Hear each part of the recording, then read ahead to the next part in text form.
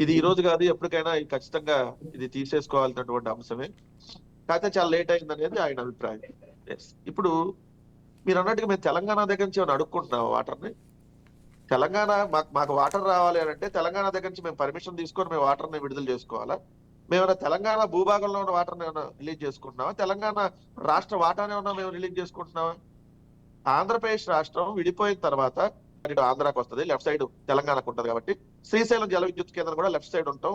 So వాళ్ళు అక్రమంగా అంటే ఎప్పుడైతే కింద అంటే ఆంధ్రప్రదేశ్ రాష్ట్రానికి నీటి అవసరాలకి ఉన్నప్పుడు మాత్రమే పవర్ జనరేట్ చేయాలైతే, లేదు వాళ్ళు ఆంధ్రప్రదేశ్ రాష్ట్రానికి అవసరం లేనప్పుడు కూడా వాళ్ళు పవర్ జనరేట్ చేసి కాళేశ్వరం కోసం ఏదైతే కాళేశ్వరంకి నీళ్లు తీసుకెళ్ళడం కోసం పవర్ జనరేట్ చేసి ఆంధ్రప్రదేశ్ రాష్ట్రానికి రావాల్సినటువంటి టీఎంసీలు కొన్ని టీఎంసీలని వృధాగా సముద్రంలోకి పోనిచ్చారు ఇన్ని సంవత్సరాలుగా తెలంగాణ ప్రభుత్వం. ఇందాక సప్తగిరి ప్రసాద్ గారు మాట్లాడతా, అరే మన భూభాగాల్ని మనం స్వాధీనం చేసుకుంటే ఏందో ఇది రాజకీయం అంటారు. 9 ఏళ్ళు నిద్రపోయారు ఆయన అంటాడు, లేకపోతే 4 ఏళ్ళు మీరు నిద్రపోయారు అంటారు.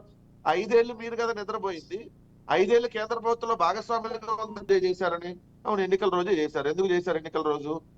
అవును, అక్కడ పోలీసులు బందోబస్తులు ఉంటారు ఎన్నికల విధుల్లో.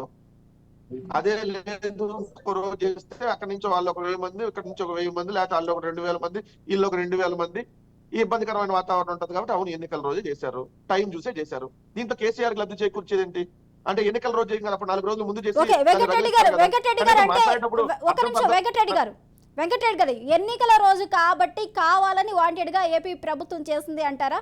వాంటెడ్ గా చేసిన ప్రక్రియ అనేది నేను తెలుగులోనే చెప్తున్నాను మేడం, మీకు అందరికి అర్థం కావట్లేదు. ఎందుకు వాంటెడ్ గా చేయాల్సి వచ్చింది? ఇప్పుడు 2 రాష్ట్రాలు ఉన్నప్పుడు కూర్చొని మాట్లాడుకోవడం దానికి సంబంధించినవి ఉంటాయి. పోలీసులు ఏనంటే మేడం, ఆ రోజు అయితే అక్కడ తెలంగాణకు సంబంధించినటువంటి పోలీసులు తక్కువ మంది ఉంటారు, ఎందుకంటే మిగిలిన వాళ్ళందరూ ఎన్నికల విధులు అన్ని చోట్ల ఉంటారు కాబట్టి. దానికోసం ఎప్పుడు చేసేవాళ్ళం కాదు కదా.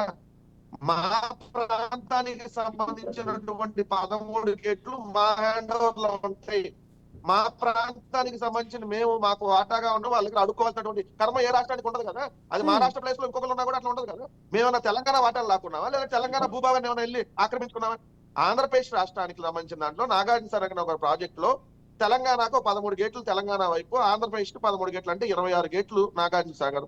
13 గేట్లు యువతల వైపు ఉంటాయి, అది రైట్ కెనాల్ సంబంధించి. అవతల 13 గేట్లు వాళ్ళ హ్యాండ్ ఓవర్లు ఉంటాయి. మేము వెళ్ళి వాళ్ళ 13 గేట్లు వాళ్ళ భూభాగంలోకి ఆక్రమించామా?